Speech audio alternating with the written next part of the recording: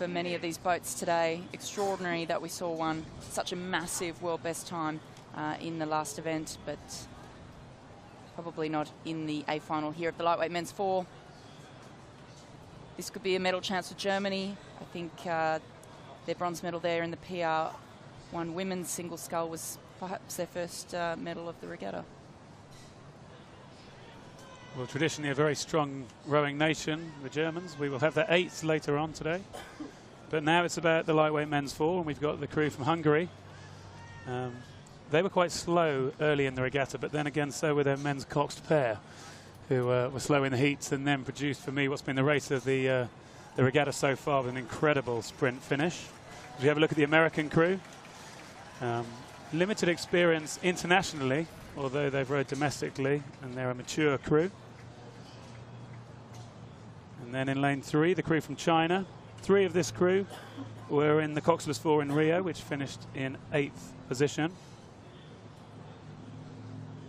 In lane 4, we've got that crew that Sarah was speaking about, the German 4. They're far more experienced internationally, rowing in the men's 8, men's 4. Jonathan Koch was in the Coxless 4 in Rio that finished 9th. He's sitting in the 3 seat today, the only survivor from that crew. And then the crew from Russia here. 1 through to collect this favoured lane. They were successful at the European Championships. But it was the Italian crew who won at Lucerne, the last race these crews will have competed in. And I think the Italian team's on a bit of a roll. And could be a surprise nation to challenge Australia perhaps at the top of the table. Let's see.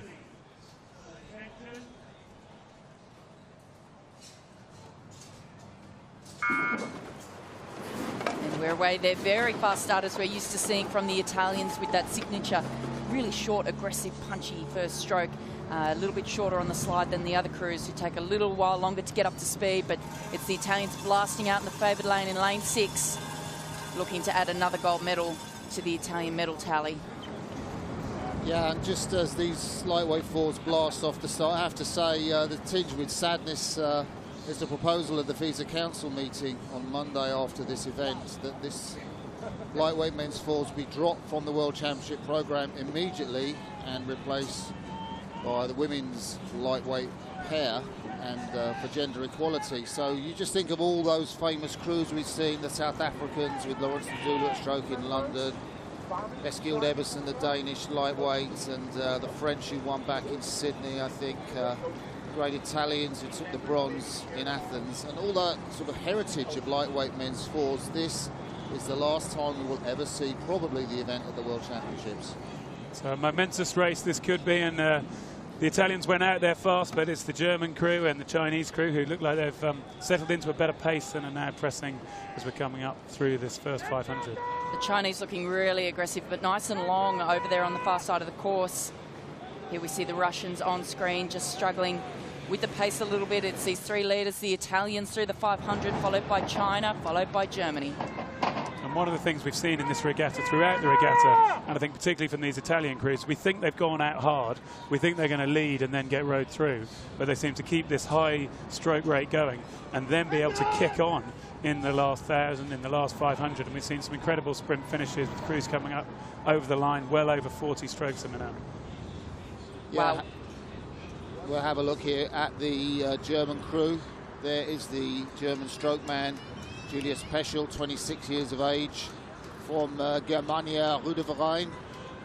And the Germans up high, coached by Ralf Hollmann. But for me, the experienced crew in this race, the Chinese over there at the top of your picture in red and yellow, they've got that Olympic experience that Greg Searle talked about. In fact, 2 of them were in the London 2012 Olympics, Wang Chexin and Yu Chegang. So let's not underwrite the Chinese. And you can see they're starting to get a little messy now as this little crosswind is starting to cause a bit of a ripple on the water, a little bit of water being thrown up, so the crews are going to have to be pretty tidy with the work that they're doing here, particularly up at almost 40 strokes a minute. These 3 leading crews still right up there. And as you said, Greg, we're used to seeing crews start to settle at this point and typically not be able to kick on from rate 40, but anything can happen at this regatta, as we've seen. Well, the Italians have now settled into that pace. They're holding this half boat length lead. They're going along at 40 strokes a minute. As you say, Sarah, good call that this crosswind could now start to affect the crews. Let's remember, one of these athletes, usually the person in stroke on the left of the screen, has a rudder attached to their foot, so they will be trying to control the boat, and they'll be wanting to just keep that toe pointing towards the left to keep the boat in the centre of the lane and not allow it to drift towards the buoy line to the right. And none of these boats are in danger of doing that at this stage, and it is the Italians who I think are still rowing really nice and long, and they're the fastest boat on the course. Yeah, they look beautiful, don't they? There we've seen a stroke, Piero, just struggling with his name, Sivloggi in the stroke seat, 23 years of age, and more experienced Lorenzo Tedesco behind him, and then Leone Barbero. There's a look at the Chinese. Greg, you remember the championships you were at in back in Hamilton in New Zealand in 2010, and the Chinese four got that bronze medal in the incredibly close race. Everyone was in, you know, a few hundredths of a second. Well, Yu Chigang, he was in that boat, the three-man in the Chinese crew. You see him with the green sunglasses. He's so experienced in this event. He's tasted medal glory at the World Championships, and this could be a great sign-off for him. And we saw him just take that look over his left shoulder there to see where those Italians were, and they'll need that experience now as we're coming in with 500 to go. I think the Italians have made a decisive move on with that increased boat speed with 500 to go. That's a big move from the Italians to establish themselves, but look at this race that's happening in the middle of the course. The Russians in fourth. They're currently moving up and challenging the Germans. The Germans are trying to hang in there, but for me, they look like they're starting to go. I don't think that they've got a response to this big push coming from Russia, as these two crews are starting to bear down on the Chinese now. This is going to be a typical lightweight men's four finish, I think, where the field all starts to compress. Look at these three crews drawing level now with about 350 metres to go. Yeah, the Russians won that final Olympic qualification regatta last year to get a place in the Olympics, and then of course the Russian doping scandal ruled them out. They're close on the buoys. Look at that! Did they touch the buoys there? They're going right over them. They want to steer off those buoys. You heard Sarah Cook talk about the steering. Just 250 metres to go. Pain on the faces.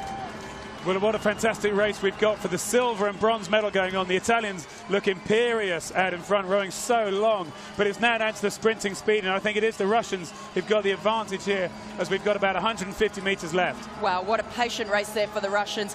They have done a decisive blow here. They're up at 41 strokes a minute. China have gone. They're at 45 strokes a minute, and they have nothing left. The Germans are coming through with the Russians. Wow, the Chinese, they look so comfortable in silver, and they're going to be on the wrong side of this. Well, they're coming down to the line. There's now only 2 or 3 strokes left, and it is the Italians on the near side of the screen who take back this gold medal ahead of Russia, Germany, and it's the crew from the People's Republic of China who have to settle for fourth in what is quite possibly the last ever lightweight men's four race at the World Championships. This crew could be reigning world champions for the rest of their lives. Absolutely. Exhaustion. Well, there's the man, the stroke of the Russian four, Alexei Vikulin, crossing himself, the 24-year-old. Behind him, Alexander Chalkin, exhausted. The two-man in the German boat, Sven Kessler. And I thought the Germans were out of it in that race. That was an incredible comeback. I thought that they were out of it. The Russians were coming through. I thought China was comfortable. What a change over in the last 150 metres there to see China miss out. And it's a lovely comparison, really, to see the crews going off the start. I just think the Italians, I'm going to use the word, are so sympathetic to the water, that they're so good the way they just pick the water up and then move the boat past. And the Chinese, for me, just looked a little bit more aggressive, and that's going to cause a little bit more pain as we see someone flicking through their holiday snaps. What they're seeing here out on the water, this fantastic racing, looking at the Russian crew. Just how well drilled lightweight fours are and have been for the last 20 or so years. We've seen that as the Olympic event. A lot of crews using the concept two skinny blades with the narrow shafts here. Favoured now by most crews, although I think the Italians are using the normal shafts by the looks of things. They are, and you can see the little orange clams there. So it's just inside the button, the little orange clam that allows you to change your gearing. So you could just slip that little orange clam inside the blue button rather, and give yourself slightly different leverage. as we see the Italian crew celebrating as they cross the line. So confirmation there that it is Italy with that win in the lightweight men's 4 ahead of the Russian Federation, Germany and the People's Republic of China, pushed down into 4th ahead of Hungary and the home favourites, the United States of America.